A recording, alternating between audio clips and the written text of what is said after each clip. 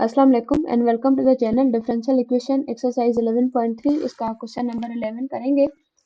तो इसमें कहता है expand the given function in an appropriate cosine and sine series. Question जो है हमारे पास 11, उसमें फंक्शन हमारे पास है -1 और इसकी लिमिट्स है x फ्रॉम -π to 0, और दूसरा फंक्शन हमारे पास गिवन है 1 और इसकी लिमिट्स है x फ्रॉम 0 to π।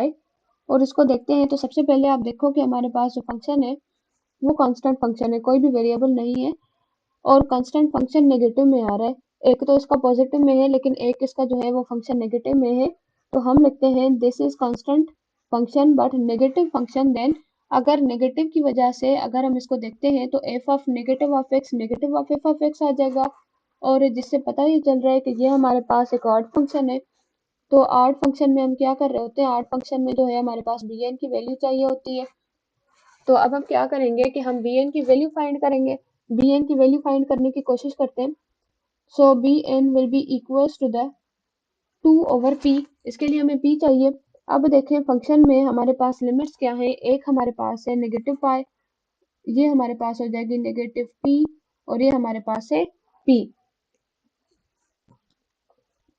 अब देखें कि एक बात तो ये कि फंक्शन हमारे पास कांस्टेंट फंक्शन आ रहा है, कांस्टेंट फंक्शन है, नेगेटिव में है, इसकी वजह से ये ऑड फंक्शन हो गया। लेकिन एक चीज मैं आपको जरा समझा दूं कि यहाँ पे हम फंक्शन कौन सा लेंगे। तो देखिए, अगर मैं क्या करती हूँ कि हम ड्रॉ कर लेते हैं लाइन, यहाँ पे है 0, यहाँ पे आएगा 1, और इधर है हमारे पास 2, और यहाँ पे कहीं हम कह देते हैं कि पॉजिटिव पाई है, यहाँ पे -1 है, यहाँ पे -2 है, और यहाँ पे कहीं हमारे पास नेगेटिव पाई है। अब देखें कि हम जानते हैं कि नेगेटिव के वैल्यूज यहाँ पे, इधर ये वैल्यूज जो है वो लेस देन होते जाते हैं, यहाँ पे ये वैल्यूज छोटे होते जाएंगे, और पॉजिटिव पे अगर हम जाते हैं, सॉरी इधर थोड़ा एरो आप इधर दे दें, कि यहाँ से क्या होगा, जो हमारे वैल्यूज हैं, एक मिनट जरा, हाँ, यहाँ से अगर हम इस साइड पे मूव करेंगे तो ये वैल्यूज छोटे होते जाएंगे, और अगर हम इस साइड पे मूव करेंगे तो ये ग्रेटर होते जाएंगे। यही होती है ना नंबर लाइन। यहाँ पे वैल्यूज हमारे जो है नेगेटिव में लेसन होते जाते हैं, लेसर होते जाते हैं, और यहाँ पे ग्रेटर होते जाते हैं। अगर हम इसको जो है वो इनइक्वलिटी में देखें तो यहाँ पे x की जगह पे यहाँ पे हमारे पास है 1, सॉरी -1, और यहाँ पे अगर आप देखें तो सिर्फ है लेस देन की साइन है, लेस देन और इक्वल नहीं है, और यहाँ पे भी लेस देन और इक्वल नहीं है। तो ये डेफिनेटली हमारी जो है वो इनइक्वलिटी होल्ड नहीं करेगी। यहाँ पे अगर ये इस साइड पे आके जो हमारे नेगेटिव वैल्यूज हैं वो लेस देन होते जा रहे हैं, और यहाँ पे अगर आपको फिर भी जो है ये इनइक्वलिटी इस तरीके से होती ना, that pi negative, sorry pi less than और equals to the x and less than और इक्वल्स टू द 0, तो फिर हम बोल सकते थे कि जो -1 है वो इस इनइक्वलिटी के बीच में कहीं लाई करता है। लेकिन यहाँ पे इक्वल की साइन भी नहीं है, मीन्स के ये जो है वो इंटरवल में -π और 0 इंटरवल में आते भी नहीं है, तो इस इनइक्वलिटी को ये चीज होल्ड नहीं करेगी। लेकिन अगर हम 1 पे आते हैं तो अब देखें कि यहाँ पे अगर मैं इस तरीके से लिख दूं, लेट लाइक 0 लेस देन और equals to the x and less than और इक्वल्स टू द, यहाँ पे लेस देन सिर्फ इक्वल्स टू द पाई। तो अब यहाँ पे देखें आप कि हमारे पास x की जगह पे मैंने यहाँ पे ले लिया 1, क्योंकि फंक्शन हमारे पास 1 था। तो अगर हम नंबर लाइन पे इसको देखें तो 0 और पाई के बीच में, जबकि 0 भी एग्जिस्ट करता है, 0 एग्जिस्ट नहीं करता, कुछ यहाँ पे हमने वैल्यूज ले ली, और यहाँ पे पाई जो है वो इंटरवल में है, और इसके बीच हम कह देते हैं कि यहाँ पे जो है वो 1 आता है, तो ये इनइक्वलिटी होल्ड करती है। तो इसकी वजह से हम एग्जांपल नंबर 11 है वहां पे सिर्फ हम ये पॉजिटिव वाला ही लेंगे, हम यहाँ पे ये जो नेगेटिव वाला फंक्शन है इसको यहाँ पे नहीं लेंगे। तो क्वेश्चन को सोल्व करते हैं और हम देखते हैं यहाँ पे p की वैल्यू हमारे पास क्या आई, p की वैल्यू हमारे पास आई पाई, और यहाँ पे हमारे पास आ जाएगा integration from 0 to pi f of x sine n pi over pi x dx। यहाँ पे ये पाई पाई में कैंसिल, तो इधर से आ रहा है 2 over pi integration from 0 to pi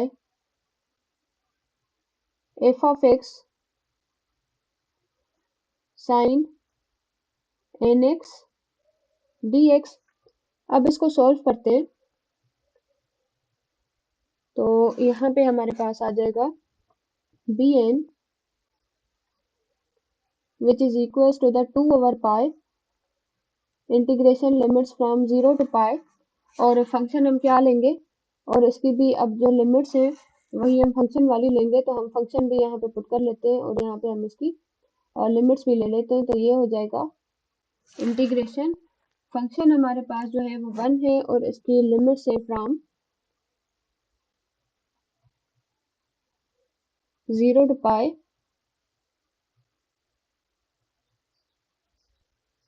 0 to pi। Function हमारे पास 1 है, 1 जो है वो साइन के साथ मल्टीप्लाई होके वापस से हमारे पास जो है वो साइन एक्स डी एक्स ही आ जाएगा। इसकी इंटीग्रेशन करें तो ये हो जाएगा 2 ओवर पाई। साइन की इंटीग्रेशन क्या होगी, साइन की इंटीग्रेशन हमारे पास होती है नेगेटिव कॉस एन एक्स।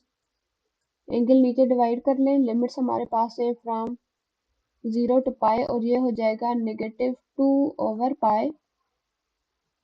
और यहाँ पे हमारे पास हो जाएगा cos nx limits from 0 to pi. इसको सॉल्व करें तो ये हो जाएगा bn which is equals to the negative 2 over pi cos n pi minus cos n0 which is equals to the negative 2 over pi. cos n pi हमारे पास जो है वो नेगेटिव 1 की पावर n होता है और साइन n पाई क्योंकि साइन 0 0 होता है तो ये हो जाएगा 1। और यहाँ पे बी एन की वैल्यू हमारे पास आ जाएगी जो कि है नेगेटिव 2 ओवर n पाई नेगेटिव 1 की पावर n माइनस 1। अब ये बी एन की वैल्यू आ गई। अब जो हमारे पास इसकी फोरियर सीरीज होती है, साइन फोरियर सीरीज, फिर हम लिख देते हैं देन साइन फोरियर सीरीज